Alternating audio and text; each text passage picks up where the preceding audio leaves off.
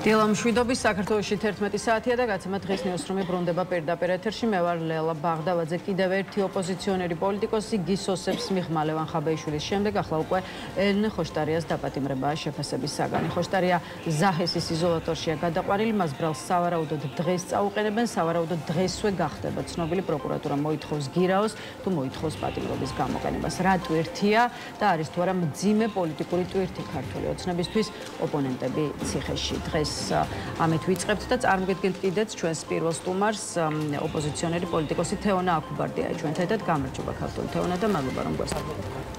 კაპიტან თეონა, დავიწყოთ სწორედ ამ საკითხით. კიდევ ერთი ოპოზიციონერი ლიდერია დაპატიმრებული ლევან ხაბეიშვილის შემდეგ უკვე ელენე ხოშტარია. ეს კახაბარის საარჩევნო ბანერის დაზიანების ფაქტია აყვანილი. მუხლი, რომლითაც ხოშტარიას წინააღმდეგ გამოძიება დაწყებული 5 წლამდე პატიმრობას ითვალისწინებს და მივიღეთ ვითარება, როცა კოალიცია ცვლილებისთვის 4-ვე ხელმძღვანელი პირი ნიკა გვარამიაც, ნიკა მელიაც, ზურაბ ჯაფარიძეც და ახლა უკვე ელენე ხოშტარიაც გისოსებში იმყოფება. ამას ემატება თავისუფლ ლევან ხაბეიშვილი, იქით ირაკლი ოქროშვილი, იქით გივი თარგამაძე და ჯამში 10-მდე ოპონენტი ყავს ქართულ ოცნებას ციხეში. შოკში არიან, შეიძლება ითქვას, ევროპარლამენტარები, რომლებიც ერთი მეორეზე მიყოლებით ავრცელებენ ამ დღეების განმავლობაში განცხადებებს, ისმის შეფასებები, რომ ეს არის ძალაუფლების ბოროტად გამოყენება ოპოზიციის გაჩუმების მიზნით. აი, თქვენ რა გაქვთ სათქმელი ამ კუთხით შექმნილ ვითარებაზე და რა ფაზაში შევიდა, არა მხოლოდ ქართული ოცნება, არამედ მთლიანად ქვეყანა? მოგვითხრ ძალიან საშიში ფაზაში შეიყვანა იანუkovs და კობახიძის რეჟიმმა ქვეყანა ერთის შექმნადა იმ ძალადობის პროვოცირებას ხალხის ფიქრებში, რომელსაც მთავარი ავტორი ყავს ოცნების რეჟიმი, გუშინდელი ინციდენტი, იარაღიანი არასრულყოფანი კრიმინალური იარაღის ხალხის კანონია.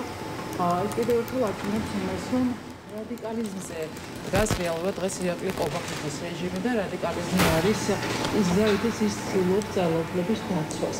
რაც შეეხება ელენე ხოშტარიას, ყოველთვის მე გახსენდებათ ოპოზიციური პარტიების ზანარების დაზიანების და ჟურნალისტის ადმინისტრაციული ძალება დაეწეროს და გამოიწვიოს ეს საქმე ვითარებაში, როდესაც ეხლა უკვე გოიუნერმენ, როდესაც რეჟიმს აშკარადად ხალხსაც სისუსტე აქვს, რომელსაც ის შესაძლოა დანაშაული ფლომასტერი მინიაწერია, ეს რა თქმა უნდა არის პოლიტიკური დევნა.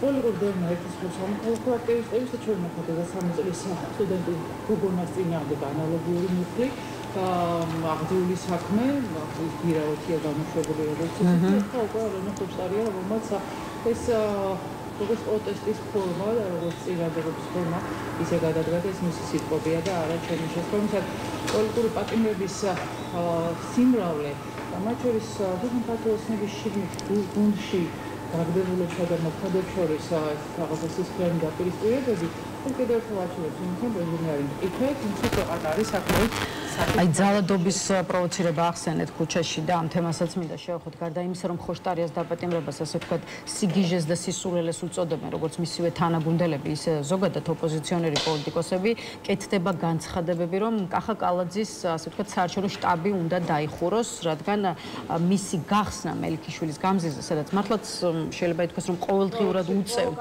მომიტინგეებს, გავლა და ჩავლა, ასე ვთქვათ, საპროტესტო მარშით, არის ქართული ოცნების მხრიდან პროვოკაცია. დავსვათ ეს კითხვაც, ვინ აწყობს პროვოკაციას და ვინ არის პროვოკატორი? ქართული ოცნება, რომელმაც ოპოზიციური სპექტრის შეფასებით ცხვირწინ გაუხსნა მომიტინგეებს, შტაბი, რომელიც მუდმივი დაძაბულობის კერა ხდება, თუ მომიტინგეები, რომლებიც ყოველდღე მიდიან კახა კალაძის საარჩევნო შტაბთან და სულ მინიმუმ მისი საარჩევნო ბანერის დაზიანებას ცდილობენ? ყველაზე კოშმარულ სიზმარშიც არ დაესწრებოდა კახა კალაძეს ალბათ წლების წინ ის საარჩევნო კამპანია, რომელშიც ის ახლა იმყოფება, იმიტომ რომ მისი საარჩევნო კამპანიის სახე არის ის ვითომკაცები, რომლებიც გენიტალიების დემონსტრირებას ახდენენ მომიტინგეებზე და ის ვითომკაცები, რომლებიც 9 შვილის დედას უტყამდნენ და რომლებიც უპირისპირდებოდნენ მათ შორის ჟურნალისტებს, ქალ ჟურნალისტებს და ეხლა უკვე კალაძე, რომელიც გარკვეულწილად ეგრეთ წოდებული ზონდერებით ტიტუშკა არ მიყვარს ეს სიტყვა, თუმცა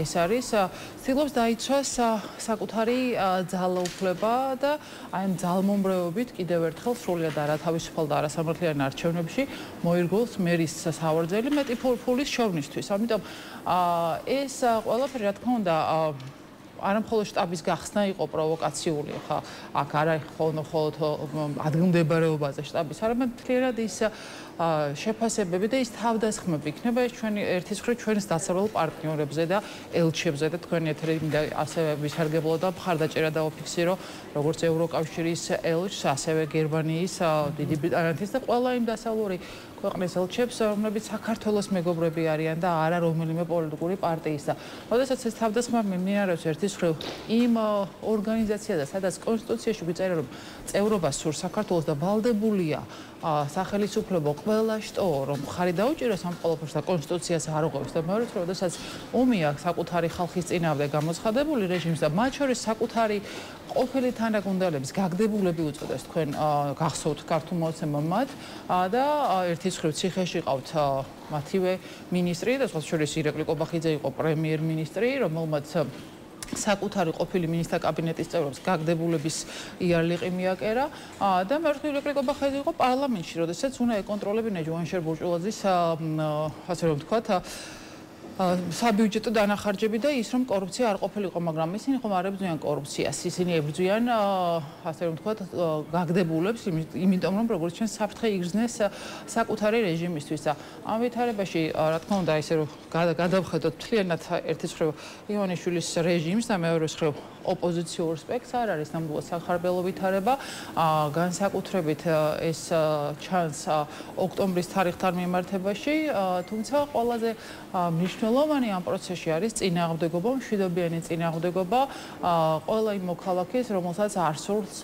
რუსულ წარსულში დაბრუნება და ეს სხვა არაფერი არაა თუ არა ის წარსული, საიდანაც ძალიან დიდი ბრძოლის შედეგად გამოვიდა ქვეყანა. თქვენ ელჩების მიმართ ბრალდებები ახსენეთ და ამ თემასაც მინდა დავუთმოთ რამდენიმე წუთი მართლაც არა მხოლოდ ქართული ოპოზიცია, არამედ ბრიუსელიც კი არის დადანაშაულებული იმაში, რომ სურს საქართველოში ხელისუფლების არასაარჩევნო გზით შეცვლა იგივე ელჩების მისამართით გუშინაც გაკეთდა განცხადებები, ისე როგორც ფაქტობრივად ყოველდღიურად ვისმენთ ბრალდებების შემცველ განცხადებებს და კომენტარებს და მეტიც, აი როგორც ქართულ ოცნებაში ამტკიცებენ, ბრიუსელის მიზანია ქართველების ახალი ჯიშის გამოყვანა და ირაკლი კობახიძის განცხადებიდან მინდა მცირე ციტატა გავაცნო მაყურებლებს, ელჩები ჩართული არიან პროცესებში, რომელიც იწვევს კონკრეტული ადამიანების გადაგვარებას. გახსოვთ 100 წლის წინ როგორები იყვნენ ქართველი ბოლშევიკები. ასეთი ჯიშის ადამიანების გამოყვანა უნდათ საქართველოშიო ეს არის პროპაგანდისტის ტექნიკა, რასაც ძალიან ხშირად იყენებენ ავტორიტარული ქვეყნები დააბრალოს სხვას ის, რასაც შენ აკეთებ. საქართველოსთან მიმართებაში. ბრიუსელის მიზანი არის საქართველოსთან მიმართებაში საქართველოს მხარდაჭერა იმისთვის, რომ გახდეს ევროკავშირის წევრი და ეს არის ცალსახა და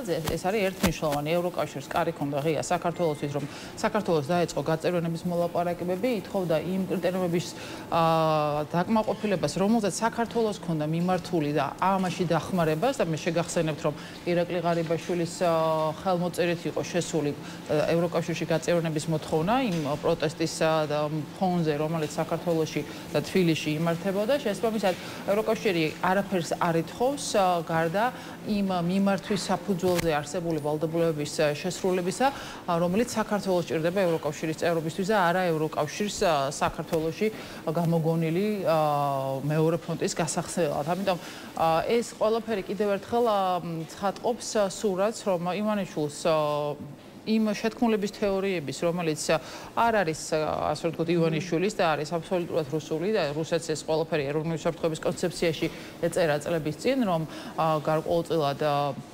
რეჟიმისთვის საფრთხე არის სწორედ დემოკრატია, დემოკრატიული აქტორები და ადამიანები, რომლებსაც საქართველოს ევროპული მომავალი სურს. შესაბამისად, ამიტომ არის აი ამ პერიოდში კიდევ უფრო გაათმაგებული თავდასხმები ერთის მხრივ დასავლეთის ელჩებზე საქართველოში, რომელსაც საქართველოს კეთილდღეობის, მშვიდობის და უკეთესი მომავლის გარდა არაფერი არ სურთ. ამიტომ არის თავდასხმები სამოქალაქო აქტივისტებზე და სამოქალაქო საზოგადოებაზე და გუშინდელი ინციდენტიც ძალიან შემაშფოთებელია, ძალიან საშიში არის და როგორც ჩანს ეს არის ის ტაქტიკა, რომელსაც კობახიძე აპირებს, რომ გამოიყენოს დამატებითი დაშინების მექანიზმები მომიტინგეებისა დემონსტრირების ფაქტს გულისხმობს. დიახ, არა მხოლოდ ეს, არამედ მათ შორის ის რაღაცა არაფორმალური ფორმირებები, რომლებსაც უპირისპირებენ მომიტინგეებს და პოლიცია ამას უყურებს და არაფერს არ აკეთებს და მათ შორის შემდგომ უკვე ათავისუფლებს, ხო ჩვენ ვნახეთ კალაძის აბის წინ მომხდარა დაპირისპირების შემდგომ ამ ეგრეთწოდებული კაცების გათავისუფლება თითქოს საკმაოდ მტკიცებულება, როდესაც ყველა მთელმა საქართველომ ნახა თავისი თვალით ისინი ქალებს. ამიტომ არის მათი სიყალბე ქართულ ღირებულებებზე და ქართულ იდენტობაზე საუბარი და ამიტომ ატრიელებენ ისინი ცვლიან რეალურად რას ნიშნავს იყო ქართველი აი ამ ცნებასა და მათი გაგებით თვითონ ცდილობენ ქართველებისგან ახალი ჯიშის გამოყვანას, იმიტომ რომ ისინი არიან ის ხალხი, ვინც ქალების წინააღმდეგ იყენებენ ამ ეგრეთ წოდებულ კაცებს, ისინი არიან შემდგომ ვინც ამართლებენ ქალების ცემას, ისინი არიან ვინც ცდილობენ დაპირისპირების და შუღლის გაღვივებით საქართველოს დამატებითი საფრთხე შეუქმნან და მათ შორის ისინი არიან ის ადამიანები, რომლებიც საქართველოს ტერიტორიულ მთლიანობას უპირისპირდებიან. ის ეგრეთ წოდებული ღალატის კომისიის დასკვნა და ერთპარტიული არალეგიტიმური პარლამენტის რეზოლუცია, რომ ომი საქართველოს დაიწყო, სხვა არაფერი არ არის თუ არა ერთი მხრივ საჩუქარი კრემლისთვის და მეორე მხრივ ხელფეხის გახსნა იმისთვის, რომ ეგრეთ წოდებული ოკუპირებული ტერიტორიების აღიარების იძულებაზე კიდევ უფრო გააძლიეროს კრემლმა მოთხოვნა. სამ სახელმწიფოდ იყავითო იძახის კრემლი და ესენი ყველაფერს აკეთებენ, რომ დასავლეთი წარმოაჩინონ მტრად და არა რუსეთი. შესაბამისად, საშიში ვითარებაა და ერთი მხრივ ახლოვდება 4 ოქტომბერი, რომელიც არის არჩევნების თარიღი, იცით, მიუხედავად იმისა, რომ ამ არჩევნებში არ მონაწილეობს ოპოზიციის დიდი ნაწილი და მონაწილეობს ორი პარტია, ორი კოალიცია და ზოგადად არის მათ შორის დაკიდებული თარიღი 4 ოქტომბერი, როგორც ესეთი და მზადებას ვხედავთ ჩვენ ქართული ოცნების მხრიდან ამ პროცესში. ახლა როგორც თვითმმართველობის არჩევნების დღესა და თარიღზე, ყველაფერი ფონზე, რაზეც ახლა თქვენ საუბრობდით, ოპოზიცია კვლავ არ არის ერთსულოვანი და არის დაქსაქსული, როგორც თქვენ აღნიშნეთ, არსებობენ პარტიები, რომლებიც ახლა საარჩევნო პროგრამის პრეზენტაციით არიან დაკავებულნი და ასე ვთქვათ, აქვთ ქართული ოცნების წინააღმდეგ ბრძოლის სრულიად განსხვავებული გეგმა სხვა პარტიებისგან განსხვავებული გეგმა. ასეთები არიან სწორედ ლელო ძლიერი საქართველო და იგივე გახარეს პარტია, რომელსაც სულ ცოტა ხნის წინ თქვენც წარმოადგენთ. შესაბამისად, არ გავუშვებ ხელიდან ამ შესაძლებლობას და გკითხავთ იმასაც, რა გაქვთ დღეს სათქმელი ამ ორი პოლიტიკური ძალისთვის, რომელმაც აი სწორედ ამაში დაინახა გამოსავალი დაინახა მუნიციპალურ არჩევნებში მონაწილეობაში.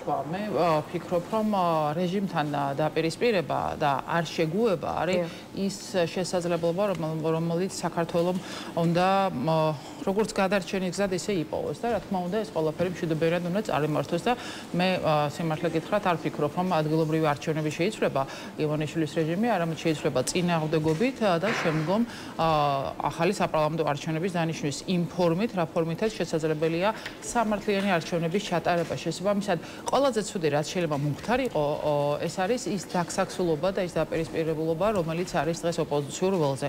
ორი მონაწილეობს, 8 არის თუ რამდენიც არის ისინი ამბობენ, რომ ბოიკოტი.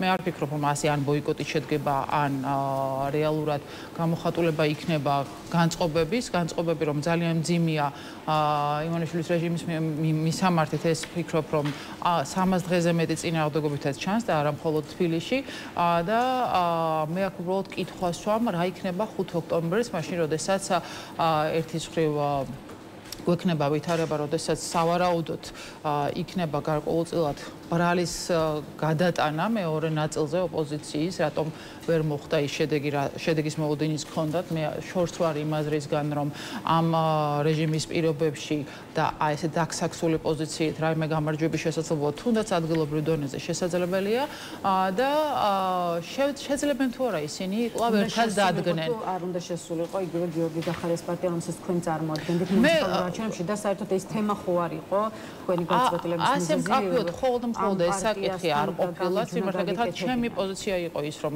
ერთიანობა უნდა ყოფილიყო, ერთიანობა პოზიციებში მე შორს ვარ იმ აზრისგან, რომ რაღაცა პარტიების გაერთიანება უნდა ყოფილიყო, ეს შეუძლებელია, მაგრამ გარკვეულწილად ხედვის და ტაქტიკის კუთხით ერთიანობა იყო საუკეთესო გზა, რაც არ არის მხოლოდ ამ ორი პოლიტიკური ძალის ბრალი და ეს არის მთლიანად იმ სავალო მდგომარეობის ბრალი, რომელიც ოპოზიციაში შეუთანხმოებასთან დაკავშირებით არსებობს, მაგრამ ჩემთვის კიდევ ერთხელ ერთი არის ის გზა, რომელთაც მე ვერ ხედავ, რომ შესაძლებლობა არის ქვეყანა დავაბრუნოთ კონსტიტუციურ ჩარჩოში და მეორე არის გარკვეულწილად თეორიული დაშვება რამე რომ იყოს პარლამენტში 12 ადგილის დაკავებასთან დაკავშირებით და მე ძალიან დიდი იმედი მინდა ვიქონიო რომ არანაირ თეორიას და დაშვებას თეორიაში არ ექნება ადგილი იმიტომ რომ აკეთებენ გიორგი გახარიას ჩემთვის ეს სიმართლე ყველაზე მეტად მიუღებელია ზუსტად ამ თემის კონტექსტში იმ განცხადების კონტექსტში რომ საპარლამენტო მანდატების დატოვება ეს იყო შეცდომა განცხადების რომელიც გაკეთდა როგორც გიორგი გახარიას მხრიდან ისე პარტიის ცალკეული წევრის მხრიდან ბევრი ფიქრობს რომ გიორგი გახარიას ძალა ვაჭრობს ქართულ ოცნებასთან. აი თქვენ დაარქმევდით პარტიის დღევანდელ პოზიციონირებას ვაჭრობას ხელისუფლებასთან. მე არ ვიცი ხა არა შეიძლება ამას დაარქვა, თუმცა კიდევ ერთხელ ვიმეორებ, რომ მთავარი შეცდომა არა პარლამენტში ადგილის არ დაკავება იყო, არამედ ის რომ გარკვეულწილად არ იყო ერთიანი ხედვა თუნდაც ტაქტიკის დონეზე, როგორ მიგვეღწია იმ მიზნისთვის, რაც არის ახალი საპარლამენტო არჩევნები და რაც არის პოლიტიკური პარტნიორების გათავისუფლება.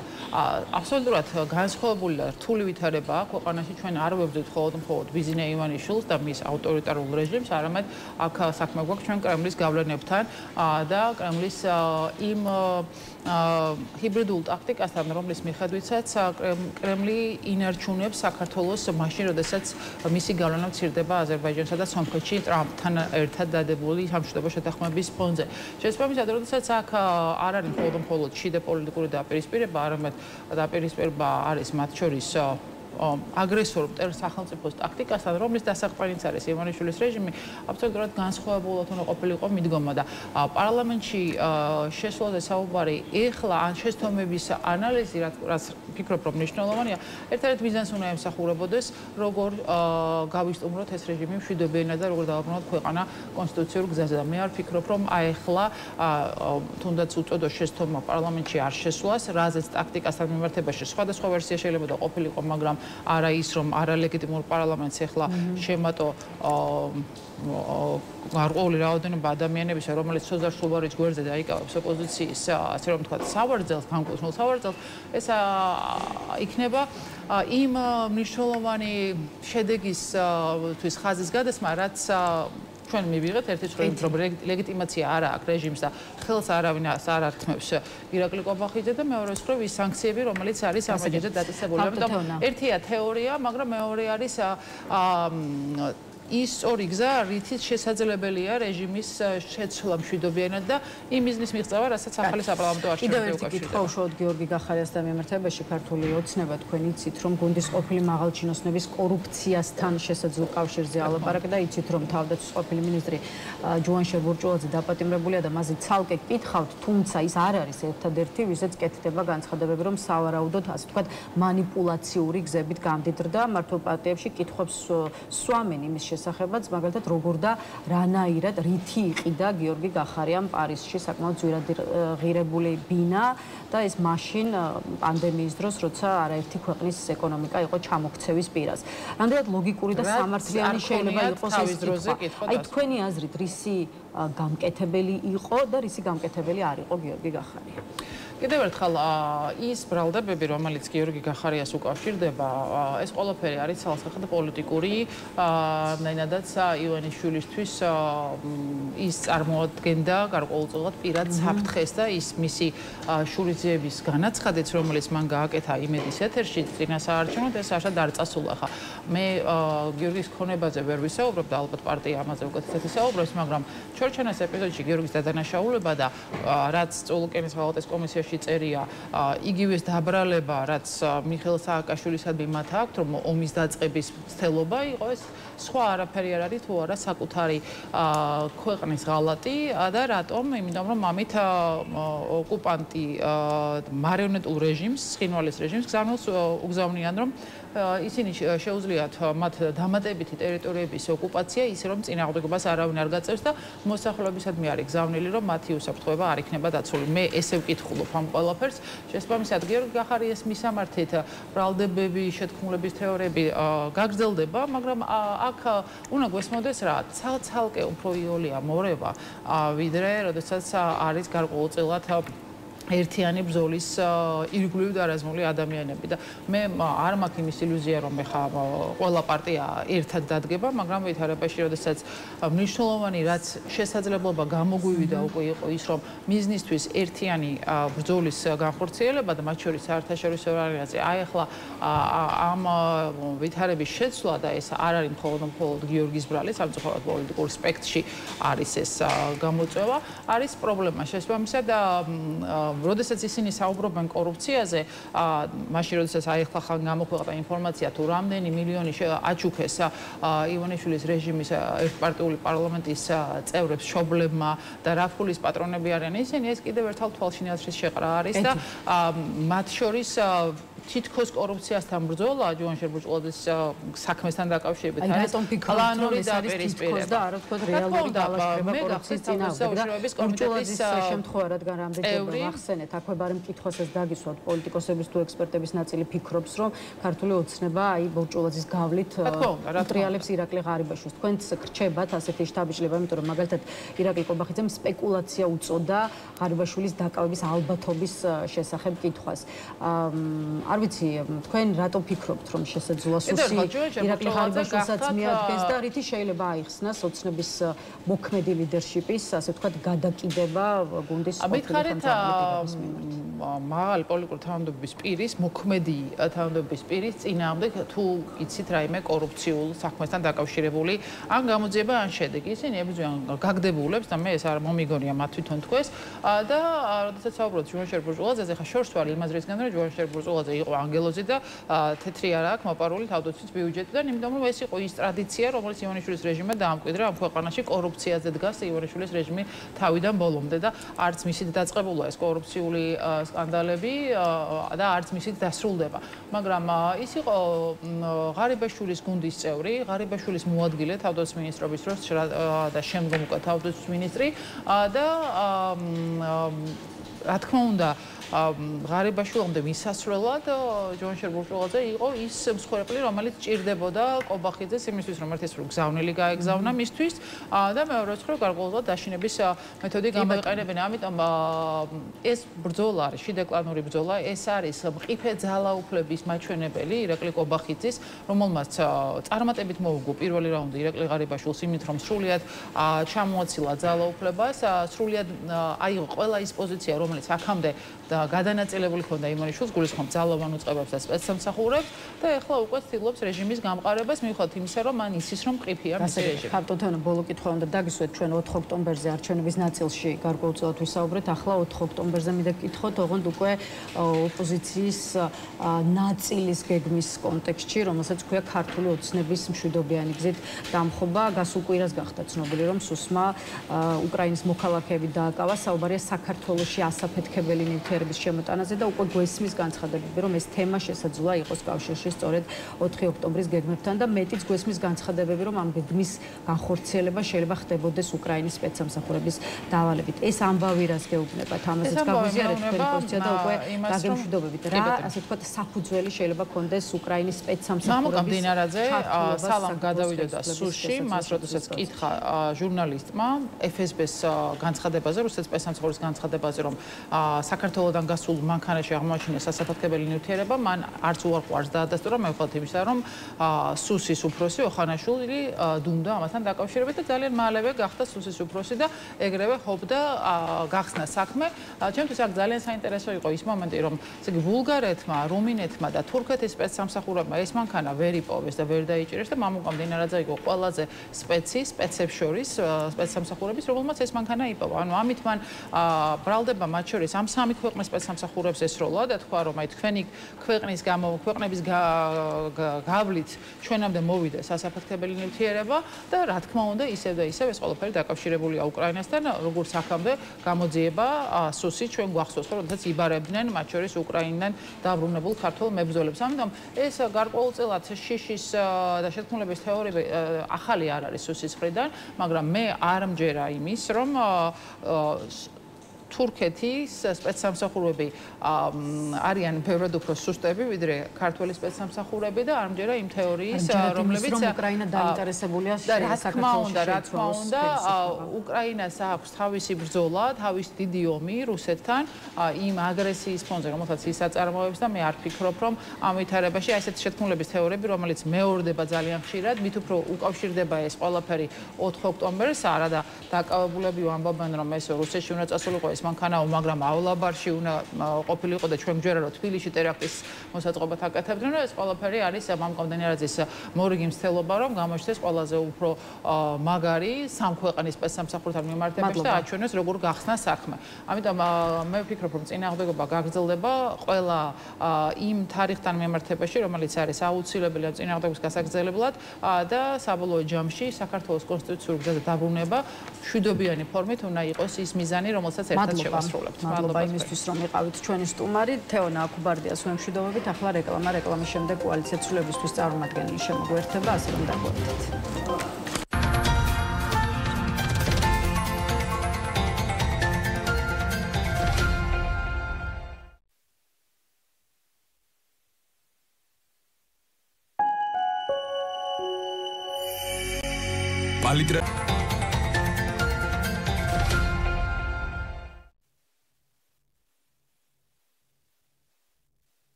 მაშასე რეკლამა დასრულებულია, ბრუნდებით პირდაპირ ეთერში და გვერდება ჩვენი კიდევ ერთი სტუმარი, კოალიცია ცვლილებისთვის წარმომადგენელი გიგა ლემონჯავაია ჩვენთან ერთად. გამარჯობა ბატონ გიგა და მადლობა რომ გვესტუმრეთ. ბატონ გიგა, ჩვენი კოალიციის 4-დან 4-ვე ლიდერი ციხეში ერთი ელენე ხოშტარია იყო გარეთ და გუშინის ის დააპატიმრეს და შესაბამისად ვიწყებთ ამ მოცემულობის შეფასებით და პირველ რიგში გითხარით როგორ ხართ და რა ხდება ახლა თქვენს კოალიციაში. მაგალითად ლევან ხაბეიშვილის დაპატიმრების შემდეგ ნაციონალური მოძრაობის წარმომადგენლებს უსვამდით კითხვას, ვინ გამოდის წინა პლანზე, მით უფრო რომ აი ხაბეიშვილი 4 ოქტომბრის გეგმის, ასე ვთქვათ, ერთ-ერთი ინიციატორი იყო. ახლა თქვენც მინდა იგივე კითხოთ, რას აპირებთ შექმნილ მოცემულობაში, ვინ მიხედავს კოალიციას, ვინ აიღებს ლიდერის ფუნქციებს საკუთარ თავზე და როგორ და რამდენად იცვლება კოალიციის მუშაობა და ყოველდღიურობა. მოგესალმებით, მე ვსალმებ მაყურებელს. ჩვენთვის ლიდერების დაკავება ახალი არ არის, იმიტომ რომ აქამდე 4-3 ლიდერი ციხეში იყო, ეხლა მეოთხე სამწუხაროდ ციხეშია, თუმცა არც ერთ ეტაპზე ლიდერების დაკავებას კოალიციის ქმედითუნარიანობისთვის საფრთხე არ შეუქმნია. ჩვენ თვეებია უკვე 3 ლიდერის გარეშე ვართ და ვიცით რა რეჟიმში, რა ვითარებაში გვიწევს საქმიანობა. ეს ხო არ არის კლასიკური რაღაცა პოლიტიკური საქმიანობა, რაღაც ევროპული გაგებით. ეს არის რუსული ტიპის დიქტატურისგან მიმავალი ავტორიტარიზმი, სადაც თუ ხარ თავისუფლებისთვის ბრძოლაში, უნდა გააზრებული გქონდეს, რომ შეიძლება დადგეს ესეთი მომენტი, როდესაც არა მხოლოდ ლიდერებს, სხვა წევრებსაც გაუშვებენ ციხეში. ეს რა თქმა უნდა, ამას ვერავინ ვერ გამორიცხავს ამ ტიპის რეჟიმებში. ამიტომ ჩვენთვის ეს არის მოულოდნელი, არც შოკის მომგვრელია. ზოგადად ქართული საზოგადოება არის საზოგადოება, რომელიც ნებისმიერი ტიპის აგრესიაზე, ჩაგვრაზე, ძალადობაზე რეაგირებს არა შიშით, არამედ მეტი სოლიდარობით, მეტი ერთობით, მეტი გამბედაობით. ეს ჩვენ არაერთხელ დაგვიმტკიცებია. კოალიცია ცვლილებისთვის არის ამ საზოგადოების ნაწილი და შესაბამისი რეფლექსიებით, შესაბამისი რეაქციებით უპასუხებს ქართული ოცნების ამ მორიგ თავხედობას ელენე ხოშტარიას პოლიტიკურ უკანონო დაპატიმრებასთან დაკავშირებით.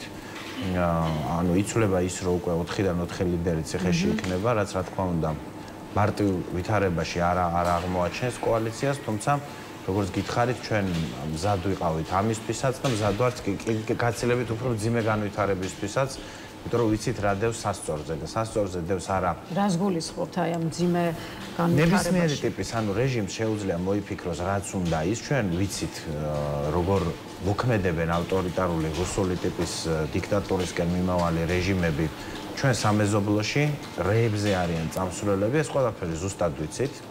გააზრებული გვაქვს რა ბრძოლაში ვართ, ეს არ არის ჩვენი რაღაცა ჰობი პოლიტიკაში ყოფნა, ეს არის ბრძოლა ამ ქვეყნის თავისუფლებისთვის. ამიტომ, რა ვიცი, იმათ შეუძლიათ ქნა რაც უნდათ ის, ჩვენ ვიცით რა უნდა გავაკეთოთ და გასაკეთებელი დავასრულებთ, შეიძლება გასაკეთებელი აქ არის შემდეგი, რომ დააკავებენ ერთს პროტესტის დროშას ხელში აიღებს მეორე, დააკავებენ მეორეს ამ დროშას ხელში აიღებს მესამე და ესე დაუსრულებლად ვიდრე ეს რუსული რეჟიმი არ დასრულდება. სავარაუდოდ დღეს გახდება, დღეს მოხდება ელენე ხოშტარიასთვის ბრალის ოფიციალურად წაყენება, შესაძლოა დღესვე გახდეს ცნობილი აღკვეთის რა ტიპის აღკვეთის ღონისძიების გამოყენებით მიმართავს პროკურატურა სასამართლოს, იქნება ეს გირაო თუ იქნება ეს პატიმრობა. აი თუ კი პროკურატურა გირაოს მოითხოვს, ხომ არ გაქვთ ინფორმაცია, რას აპირებს ელენე ხოშტარია, ანუ აპირებს თუ არა ის გადაიხადოს გირაო და ამ შესაბამისად დატოვოს საპატიმრო. არა, მე არ ვიცი რას გააკეთებს ქართული ოცნება, იმიტომ რომ ეს რეჟიმი დიდი ხანია სამართლებრივი ჩარჩოდან გასულია, ჩვენ რომ ნორმალურ ქვეყანაში ვცხოვრობდეთ, ელენე ხოშტარიას საერთოდ არ უნდა იყოს საპატიმროში ახლა, იმიტომ რომ არ არსებობს ნორმალური ევროპული ტიპის ქვეყანა, სადაც ბანერზე მარკერით წარწერის გამო პოლიტიკურ ლიდერს დააკავებდნენ. არა მხოლოდ პოლიტიკურ ლიდერს, ნებისმიერ ადამიანს. ეს ხო აბსურდია, ხო? ამიტომ წარმოდგენა არ მაქვს რა ფსევდო კვაზი იურიდიული ნაბიჯები შეიძლება გადადგას ქართულმა ოცნებამ, ეს არ ვიცი, მაგრამ რაც ზუსტად ვიცი არის ის, რომ ეს ბრძოლა, რომელიც ჩვენ ყველამ ერთად დავიწყეთ, აუცილებლად გაგრძელდება მეტი ენთუზიაზმით, კოალიცია მეტი ერთობით, მეტი შემართებით, მეტი გამბედაობით და ამ ბრძოლას აქვს ერთადერთი დასასრული, ეს არის ივანიშვილის ჩამოშლა, დამხობა და ქართველი ხალხის გამარჯვება. ამის გარდა სხვა განვითარება და სხვა ლოგიკური დასასრული ამ პროცესს არ აქვს. იმიტომ რომ ეს არ არის პარტიული ბრძოლა, ეს არის საერთო სახალხო წინააღმდეგობა, რუსული რეჟიმის წინააღმდეგ, რომ ეს ქვეყანა არ გარუსდეს. ამიტომ არ ვიცი, რაც უნდათ შეუძლიათ ის მოიფიქრონ, ჩვენ ვაგრძელებთ ბრძოლას გამარჯვებამდე. და დარწმუნებული უნდა იყოს ივანიშვილი, რომ საწვავი ჩვენ გვეყოფა ბოლომდე. მე არ ვიცი ზუსტად რომელ რიცხვში, რომელ საათზე დასრულდება ეს რეჟიმი, მაგრამ რაც ზუსტად ვიცი არის ის, რომ თქვენ არ აკეთებთ გათვლას მაინდა-მაინც 4 ოქტომბერზე. ნებისმიერი საპროტესტო დღე არის მნიშვნელოვანი, განსაკუთრებით ისეთი დღეები, როდესაც პროტესტერი ხალხმრავალი, 4 ოქტომბერი მნიშვნელოვანი თარიღია იმ თვალსაზრისით, რომ ამ დღეს ტარდება კიდევ ერთი რუსული სპეცოპერაცია, რომელსაც ივანიშვილი ადგილობრივი თვითმმართველობის არჩევნებს ეძახის და საქართველოს მოქალაქეებისთვის და ჩვენი საერთაშორისო პარტნიორებისთვის ეს დღე არჩევნების დღე არ არის, ეს არის რუსული სპეცოპერაციის დღე. ამიტომ რა თქმა უნდა მნიშვნელოვანია, რომ საზოგადოება მაჩვენოს, რომ ჩვენ ვართ ქუჩაში და არა რაღაც მოგონილ საარჩევნო უბნებზე. ეს მნიშვნელოვანია, მაგრამ კიდევ ერთხელ მე არ ვიცი და შეუძლებელი იმის გაანგარიშება, რომელ დღეს, რომელ საათზე დასრულდება ეს რეჟიმი, მაგრამ რაც რეჟიმმა ძალიან კარგად უნდა იცოდეს, არის ის, რომ არ დავნებდებით ბოლომდე. ჩვენ საწვავი გვეყოფა ბოლომდე რეჟიმისგან განსხვავებით, რომელშიც ძალიან სერიოზული პრობლემებია უკვე. ისინი ერთმანეთს ხოცავენ პირდაპირ და გადატანითი მნიშვნელობით, ერთმანეთს აპატიმრებენ. ეხლა დაიჭირეს ეს ყოფილი თავდაცვის მინისტრი. ჩვენ ვიცით, რომ გამზადებულია დასაჭერად ღარიბაშვილი, გომელაური, ლილუაშვილი, რატი ბრეგაძე. ანუ მათი რიგები ნახევრდება, ბუკვალურად ნახევრდება. და ეს არის ნებისმიერი ავტორიტარული რეჟიმის დასასრული კლასიკა, როგორ მთავრდება ავტორიტარული რეჟიმები და ძირითადად ეს ხდება შიდა დაპირისპირებების გამო. ის რომ ქართველი ხალხი არ დანებდა, ის რომ ჩვენმა საერთაშორისო პარტნიორებმა ლეგიტიმაცია არ მიანიჭეს ამ რეჟიმს, განაპირობებს, დაპირისპირებებს თავად ამ რეჟიმის შიგნით, იმიტომ რომ შიგნით ეძებენ დამნაშავეებს. ალბათ გახსოვთ კობახიძის დაპირება თავისიანებისთვის, რომ ახალ წელს პროტესტი დასრულდება, რომ 20 იანვარს პრეზიდენტ ტრამპის ინაუგურაციის მერე ეს პროტესტი დასრულდება, რომ აღდგომას დასრულდება, რომ ზაფხულში წავლენ დასასვენებლად და უკან აღარ დაბრუნდებიან. აი ხა 13 სექტემბერს, 2 დღის წინ 22,000 ადამიანი გამოვიდა თბილისის ქუჩებში პროტესტის, უწყვეტი პროტესტის 299 დღეს. ანუ მათ იმედები, რომ ეს პროტესტი გაილეოდა და ვინმე სახლში წავიდოდა, ფუჭი აღმოჩნდა. რაც ბუნებრივია, რომ მათ მძიმე ფსიქოლოგიური ამ მანიფესტაციამ, ანუ ის სათქმელი, რაც დიახ, ჩემი აზრით ორგანიზატორების ინფორმაციით ამ შეკრებას უნდა ეთქვა? რა თქმა უნდა, იმიტომ რომ ჩვენი ამოცანა იყო ამ დღეს ერთი მხრივ გვეჩვენებინა, რომ უვიზო მიმოსვლის დათმობას და ჩაბარებას ივანიშვილს არავინ არ აპატიებს რუსებისთვის, რომ საქართველოს ხალხი დაიცავს უვიზო მიმოსვლას ევროკავშირთან, რომ ჩვენ კარგად ვიცით, რომ ივანიშვილი და ამ ქვეყნის ევროპული მომავალი, რუსული რეჟიმი და უვიზო მიმოსვლა ევროკავშირთან არის შეუთავსებელი და ასევე ვაჩვენეთ, რომ რამდენი დღეც არ უნდა გავიდეს, ხალხი მზად არის ფართომასშტაბიანი პროტესტისთვის.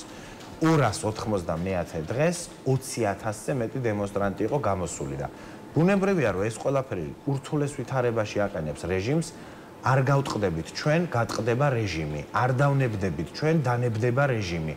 ამიტომ მათ ძალიან კარგად უნდა იცოდნენ, რომ ჩვენ რაღაცა კონკრეტულ ერთ რომელიმე თარიღზე მთელი ფსონი კი არ გვაქვს დადებული, მიუხედავად იმისა, რომ რა თქმა უნდა 4 ოქტომბერს ბევრი ადამიანის ქუჩაში ყოფნა მნიშვნელოვანია და შეტევაზე ყოფნა მნიშვნელოვანია ზოგადად ტაქტიკის თვალსაზრისით უნდა ვიყოთ შეტევაზე ჩვენ და არა რუსული რეჟიმი რა თქმა უნდა ეს ესეა მაგრამ რეჟიმმა ასევე უნდა იცოდეს რომ ვიბრძოლებთ იმდენი ხანი რამდენი ხანით საჭირო იქნება არავის იმის ილუზია არც კრემლში და არც ივანიშვილის შუშის სასახლეში არ უნდა კონდეს რომ მართალია 4 ოქტომბერთან დაკავშირებული გეგმების ასე ვთქვათ ინიციატორი არ არის თქვენი კოალიცია თუმცა მაინც მინდა ჩაგეკითხოთ ინიციატორების გეგმაზე და ამ შემთხვევაში რუსთაველის გამზირის მოძრაობა რუსთაველის გამზირის და მისი ლიდერის პაატა ბურჭულაძის ხედვას გულისხმობ აგერ პაატა ბურჭულაძე იმასაც კი ამბობს რომ 4-ში 20 საათამდე ექნება ვადა ქართულ ოცნებას რათა მოახდინოს ხელისუფლების გადაბარება მინისტრთა კაბინეტის შეთავაზებაც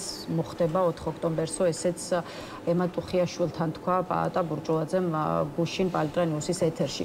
ზოგადად რამდენად რეალისტური გგონიათ გეგმა, რომელზეც საუბრობს როგორც მოძრაობა რუსთაველის გამზირი, ისე საუბრობდა და საუბრობს შეიძლება ითქვას ამ დრომდე ლევან ხაბეიშვილი და მისი ნაციონალური მოძრაობის ყოველ შემთხვევაში წარმომადგენელთა ნაწილი მაინც. თქვენ სწორად აღნიშნეთ, რომ ჩვენი კოალიცია არ არის 4 ოქტომბრის საპროტესტო დღის ორგანიზატორი, ამიტომ ჩემთვის პირადად ცნობილია ზუსტად ის დეტალები, რაც თქვენთვის, ანუ რაც საჯარო ორგანიზატორების საჯარო განცხადებებიდან არის ცნობილი.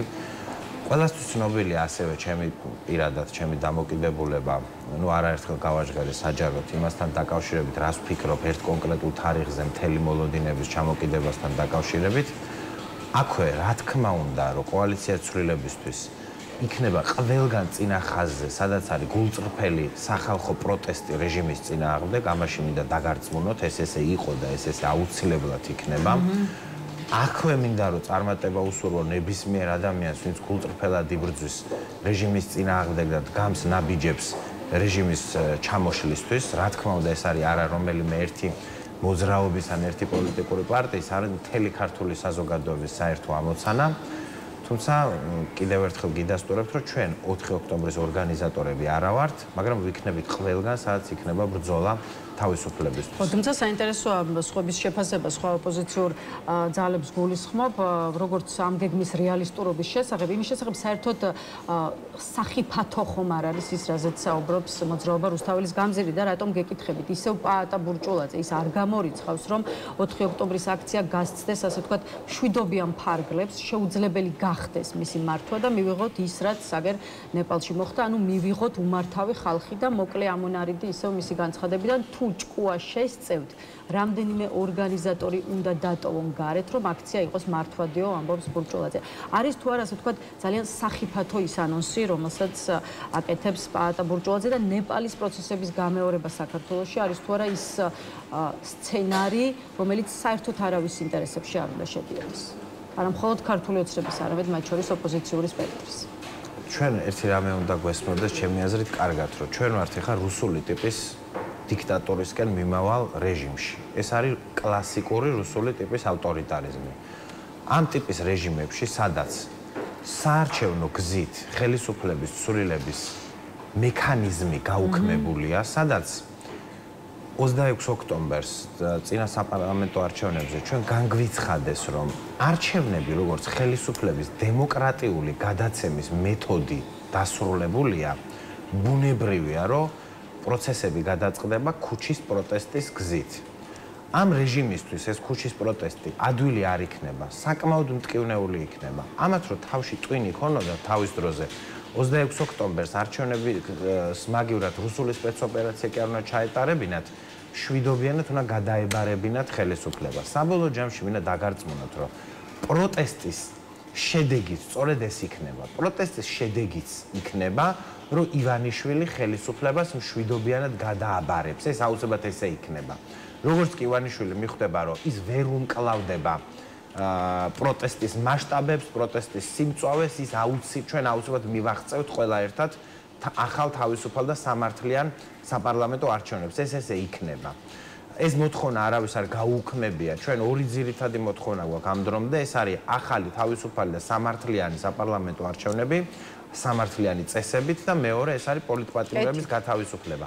ამიტომ არ ვიცი თუ ვინმეს უნდა ეშინოდეს ხალხის მრისხანების ეს რა თქმა უნდა არის ბიძინა ივანიშვილი და რუსული რეჟიმი, იმიტომ რომ მათ მიიტაცეს სახელმწიფო, იმიტომ რომ მათ სხვა გზა არ დატოვეს გარდა ქუჩის პროტესტისა, მაგრამ ზედმეტი გართულებების გარეშე, ზედმეტი დრამატიზმის და ტრაგიზმის გარეშე, მინდა გითხრათ, რომ როგორც კი შვიდობიანი პროტესტის საკმარისი მონაწილე, საკმარისი სიმწვავით გამოვა საქართველოს სხვა ქალაქში, მათ შორის თბილისში რუსთაველის გამზირზე, აუცილებლად ივანიშვილი დათმობს ხელისუფლებას, იმიტომ რომ არ არსებობს ძალა, რომელიც ხალხის მრისხანებას გაუმკლავდება. ბატონო გიგა, ბოლო კითხვა მინდა დაგისვათ უკვე გუშინდელ აქციაზე და იქ მომხდარ ინციდენტზე, ბესიკის ქუჩაზე პისტოლეტიანი პირი დააფიქსირეს მომიტინგეებმა, რომლებიც თვითონ აქტივისტებმა შებოჭეს და წაართვეს იარაღი. შინაგან საქმეთა სამინისტრო ავრცელებს ინფორმაციას, რომ ცეცხლსასროლი იარაღისა და საბრძოლო მასალის უკანონო შეძენა შენახვა ტარების ბრალდებით დაკავებულია 2009 წელს დაბადებული პირი.